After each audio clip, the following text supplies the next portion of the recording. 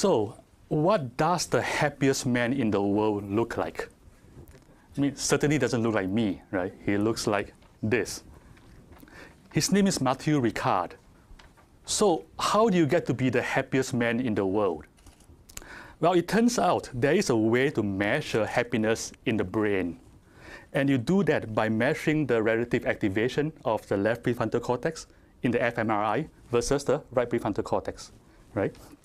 And Matthew's happiness measure is off the charts. He is by far the happiest man ever measured by science. Yeah. Which leads us to a question. What was he thinking when he was being measured? Perhaps something very naughty. Actually, he was meditating on compassion.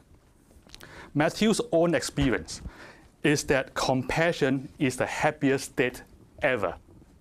Reading about Matthew was one of the pivotal moments of my life. My dream is to create the conditions for world peace in my lifetime.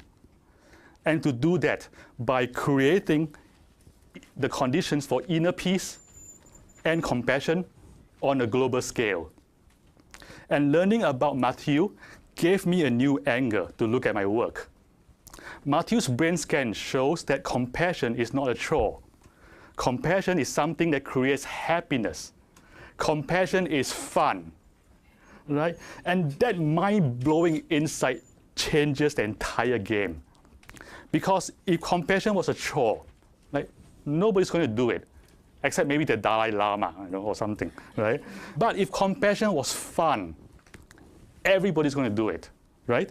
Therefore, to create the conditions for global compassion, all we have to do is to reframe compassion as something that is fun.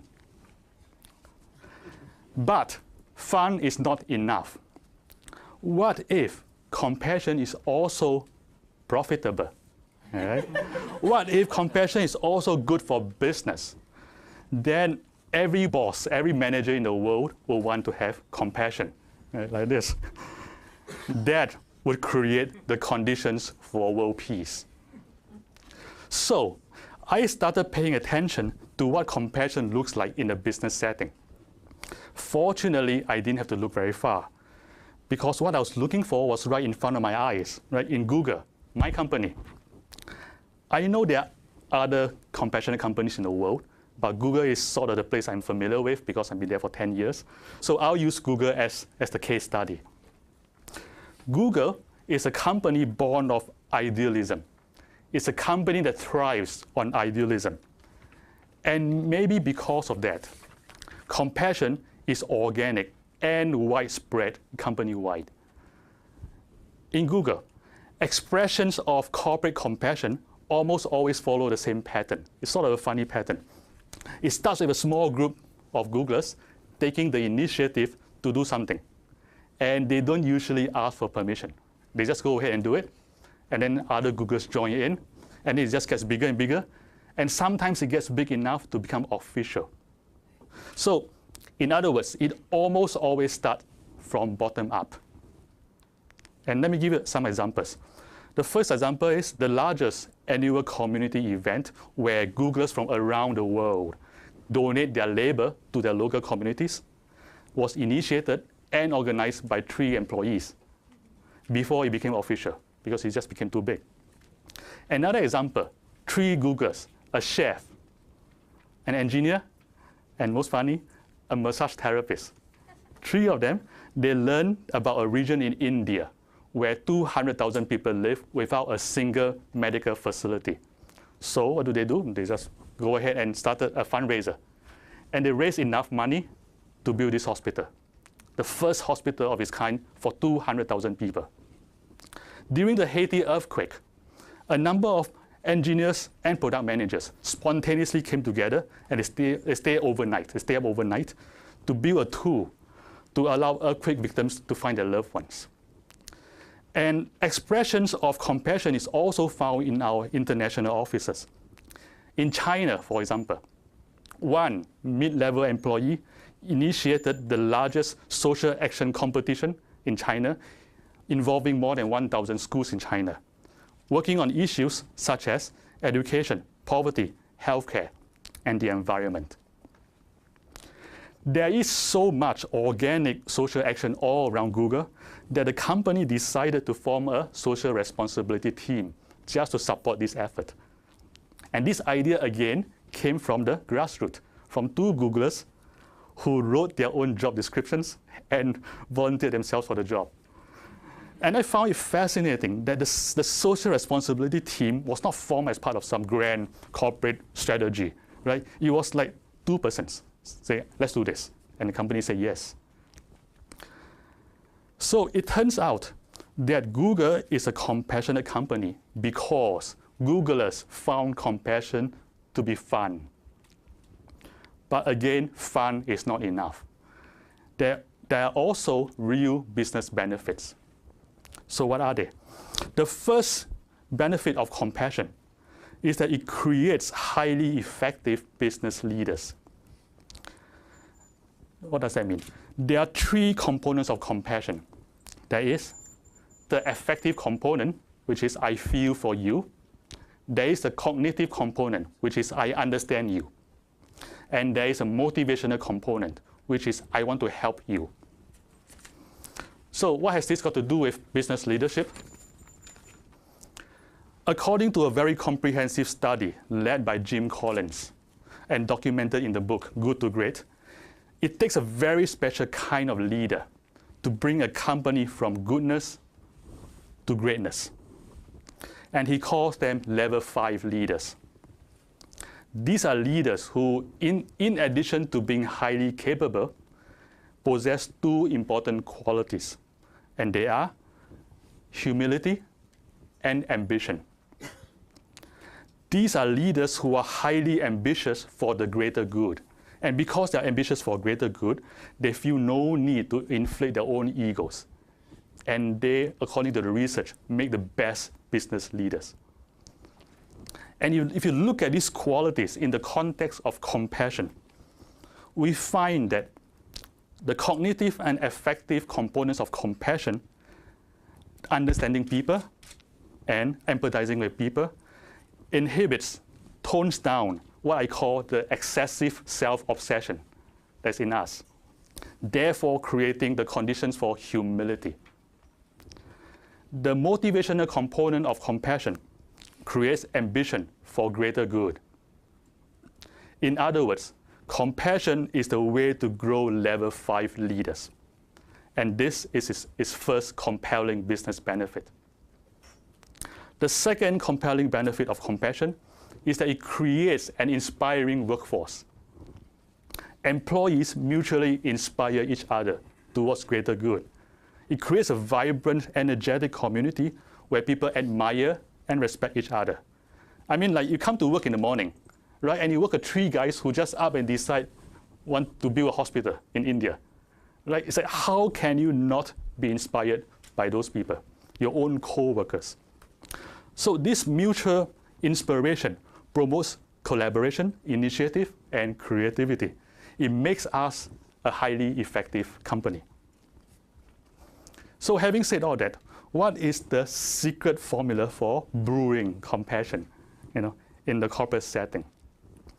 In our experience, there are 3 ingredients. The first ingredient is to create a culture of passionate concern for the greater good. So always think, how is your company and your job serving the greater good? Or how can you further serve the greater good? This awareness of serving greater good is very self-inspiring, and it creates fertile grounds for compassion to grow in. That's one. The second ingredient is autonomy. So in Google, there's a lot of autonomy. And one of our most popular managers joked that, this is what he says, Google is a place where the inmates run the asylum. And he considers himself one of the inmates. If you already have a culture of compassion and idealism, and you let your people roam free, they will do the right thing in the most compassionate way. The third ingredient is to focus on inner development and personal growth. Leadership training in Google, for example, places a lot of emphasis on the inner qualities such as self-awareness, self-mastery, empathy, and compassion. Because we believe that leadership begins with character. We even created a 7-week curriculum on emotional intelligence, which we jokingly call Search Inside Yourself. Yeah, it is less naughty than it sounds. So I'm an engineer by training, right? But I'm one of the creators and instructors of this course, which I find kind of funny, right? Because this is a company that trusts an engineer to teach emotional intelligence. So what a company. So search inside yourself. How does it work? It works in 3 steps. The first step is attention training.